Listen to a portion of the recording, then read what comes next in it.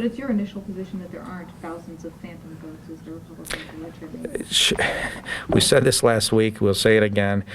If there are problems with this election, show us where they're at.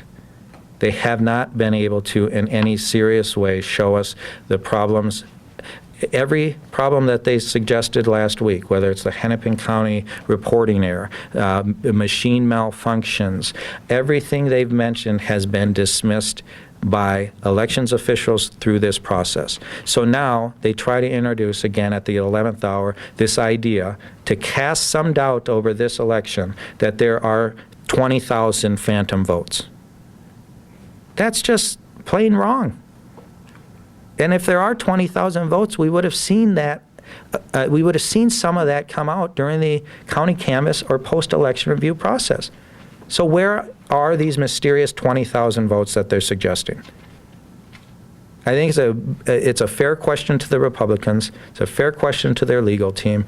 We will air this out in court, I'm sure, and there will be lots of discussion over this. But the fact of the matter is there aren't 20,000 or 40,000 extra votes. What this is an attempt to delay this process, and even if it's just by days, to damage the ability of the governor-elect, whomever that may be, to govern in the state of Minnesota. And that's just plain wrong.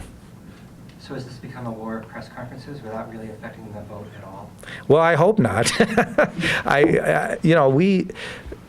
We wanted to come and give you a briefing here at 3 o'clock. We weren't obviously coming here to respond to a lawsuit that's filed. We think that, at the end of the day, the Republicans are grasping at straws and trying to delay this election and delay this recount from occurring.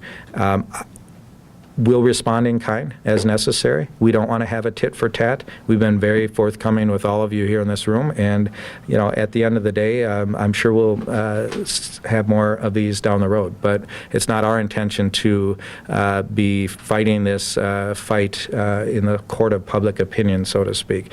The facts speak for themselves. We've been very clear with that. The facts speak for themselves.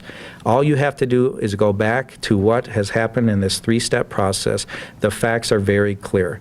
And the Republicans haven't been able to refute the facts as they stand. Instead, what they are doing is grasping at straws and making up numbers to try to, at the very end of this process, or the middle of this process, delay it. And again, show us the money.